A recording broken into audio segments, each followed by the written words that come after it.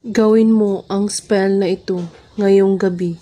Mamangha ka at magugulat ka nito.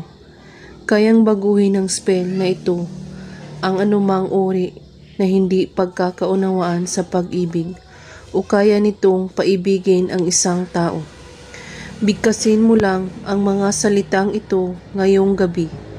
Habang binibigkas nito ay pagkakaisipin ang taong gusto mo o ang taong may galit o tampo sa iyo.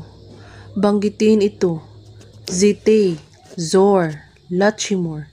Ngayon, banggitin ang pangalan niya kasabay ang mga salitang ito ng 3 beses.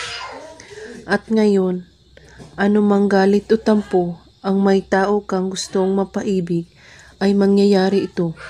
Mag-antay lamang, gawin ito na may taus-pusong paniniwala, walang ibang iniisip at pagdududa.